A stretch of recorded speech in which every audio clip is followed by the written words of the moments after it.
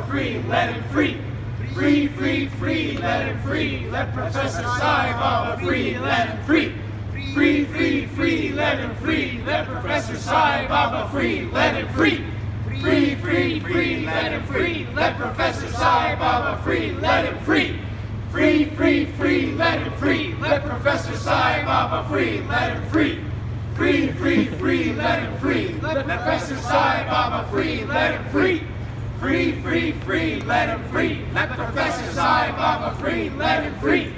Free, free, free, let him free. Let Professor Saibaba free, let him free. Having some events, trying to talk to people who might be interested in Saibaba's struggle more broadly. It's cool to see people in other cities be interested in doing that stuff too. I think as Abby said earlier, support in Boston from people we've been talking to has been really like a really encouraging and inspiring thing to see. It really is something when you're out tabling and flyering and trying to talk to people, and people really do want to stop and talk and hear about the struggles of someone in such a different place, all the way around the world, in a scenario that they might not even really know much about. I think some of the conversations that we've been having there have been really, really inspiring and encouraging things, including the ways people make it forward. Especially, I think, because, as we were also just kind of talking about a little bit, Saibaba's struggle and the struggle against the suppression of democratic rights more broadly in India really does speak a lot to our current situation here in the US and to the international situation more broadly. I think that's really a big part of the reason that people are interested in talking about this issue.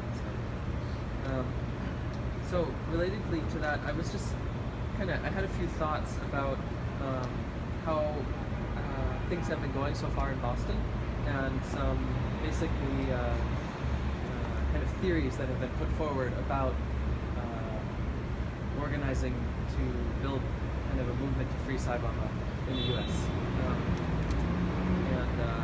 Some of these are ideas that have come up with like other groups or people we've talked to. Others have been ideas that we kind of had, and then basically through trying to work through them, we figured out that they were actually not so true.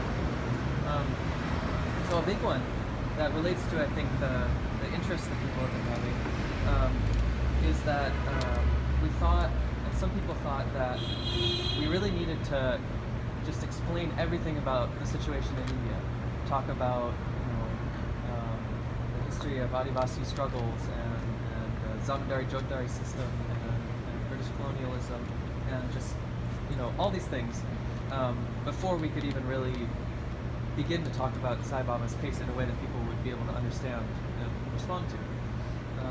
But I think actually what we've seen is that while a lot of people are interested in talking about the wider situation and about all the different people's struggles in India and why those are interesting and important for us to pay attention to, there's also there's like a broad range, I think, of progressive and democratic people in the U.S. who are just outraged when they hear that a university professor, for basically having written some articles and made some public statements, given interviews in international publications and things like that.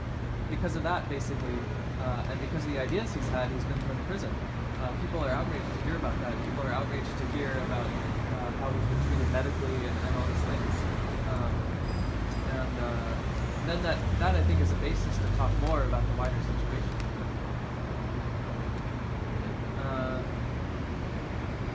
Another one I think was that we needed to have like a perfect event, or like have everything in place before we went to do something. But I think if we think about the situation Saibaba's in right now, actually, with his health, and it's getting very cold there, and still doesn't have blankets and everything like that, and they're still not giving him medication and all these things. We really have to try to do work to bring people together, to build a movement so we can have more actions like this in front of this place, with the people that we're talking to now, and kind of in the situations we're in now. So I think that's important to just see a basis to go forward and not get discouraged by not having a perfect thing right away. Another one I think has been, how do we in the U.S. relate to what's going on to free Saibaba in India, and in particular the legal case and organizing work that's actually going on, in Delhi, in Hyderabad, etc. And I think, while it's of course important that we want to know about the details of the legal case and all those things and keep up to date with them, especially important I think to share and see some of the protest materials and the videos and things like that of protests in India. They're very inspiring. We, I think, need to actually try to do what makes sense here with the people we're talking to, what people are interested in doing as far as actions, putting together petitions, maybe doing protest vigils and other Indian diplomatic buildings, things like that. I think we want to avoid just kind of seeing ourselves as kind of passively following on what's going on there. I think we need to try to make some bold strides ahead here to try and get people excited about this issue. I think something else that has become clear is that there are real challenges actually to bring people together around this and spreading knowledge more broadly of people's struggles in India, what's going on there, who Saibaba is, why his struggle is important to pay attention to, and all those things. But we've also seen in Boston that it is possible actually to bring people together who may not know much about the situation previously. So I think there's a real basis for that work to be done. I think it's, in that light, it's really encouraging to see people elsewhere, including outside New York, people around the country have been working to get other protests organized and things. So that's really encouraging to me. I really hope to make bold strides ahead. To the stride. Yeah. Yeah, Good job. Free Saibaba! Good job. Good job. I was speaking to Abhi about the sad state of Indian middle class today. We don't worry about why people get imprisoned just for their thoughts, or just for their beliefs, or just for the fact that their mind is working. That's the saddest part. And thank you very much for keeping this momentum up in Boston and New York. We will definitely do something in Princeton, most probably in the university. I know a person there, Sadaf Jafar. She's democratic and liberal. So let me ask her if she can organize some kind of a talk or something, and you guys can go there and do something. And again, just to remind, it's not equivalent to supporting an ideology for asking for freedom for Saibaba. I think that's the main point that we need to move it forward, because most people, they shy away from Maoist ideology. Agreed, accepted, most people may not like it, that's a different thing. We should respect their opinion also, right? But the thing is, just because you have a belief in that ideology, you should not be imprisoned and condemned in your life. Just like Gauri Lankesh, you may not accept with her ideology. You may not. I accept with her ideology. I accept with Sai Baba's ideology. But other guys, they may not do it. But it doesn't mean that she can be the skill like that. So attack on beliefs, attack on eating habits, attack on your personal opinions, attack on your public life. This has become a very common thing right now in the Hindutva fundamentalist fascist ruled India, which basically used to be fought tooth and nail. And the situation is the same going to be here in the US. I'm not saying it different. This president is more fascist than anybody else, and we have seen him doing that. He has taken the country to the edge of a nuclear war. Of course, we have a larger international agenda, to fight against all these fascist tendencies. But right now, I think we are focusing on the views of Professor Saibaba, because he's almost on the brink of life and death situation. So thank you again for keeping up the momentum. Let's meet again next time, sometime in Princeton. Regardless, fit this in their schedule to kind of come out and engage in politics. Because that's what Saibaba did. He engaged in politics and he was jailed for it. What was he doing? He was outspoken on he was outspoken or speaking out for the President Modi of India, and thus got jailed for it. So the Indian state, so he got jailed for that. So for me, let's not be mistaken. The legal struggle that Saibaba goes through is a political struggle, first and foremost. So within this political struggle, the Indian state is a manifestation of the past antagonism, the past contradictions in society. So these interests are fueling the criminalization of dissent and perpetuating militarization of society at large, which is incorporated within the U.S. and the worldwide situation.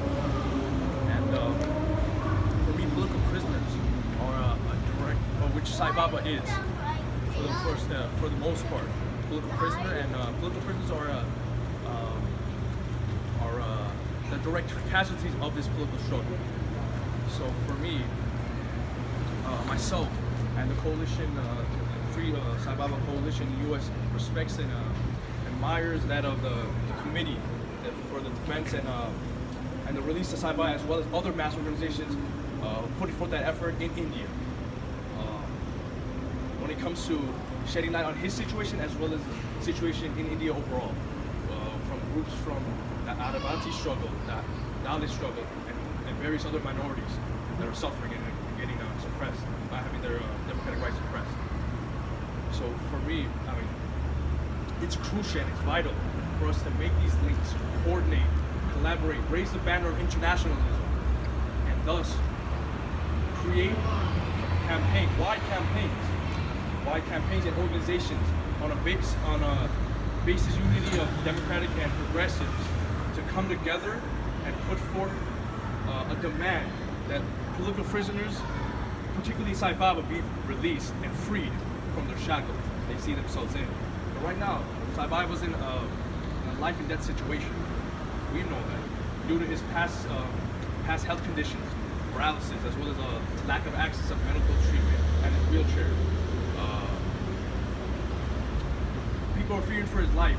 We have to, as progressives abroad, make those connections locally and thus internationally, and for them for a safe return to the people that they represent and speak for. So from now, for me, locally, I'd like to see those efforts move forward and progress in a way that's really reflective of the situation. Can we constantly elevate the struggle we see ourselves in? So link up and support the efforts of this coalition as well as other mass organizations that will be spurred on through these issues. Thanks for listening. All right. Woo! Saibaba. Free Saibaba! Saibaba. Free Saibaba. Professor Saibaba! Free Professor Saibaba! Free Professor Saibaba! Free Professor Saibaba! Free Professor Saibaba! Free Professor Saibaba! Free Professor Saibaba! Free Professor Saibaba! Free Professor Saibaba! Free Professor Saibaba! Free Professor Saibaba! Free Professor Saibaba! Free Professor Saibaba! Free Professor Saibaba! Free Professor Saibaba!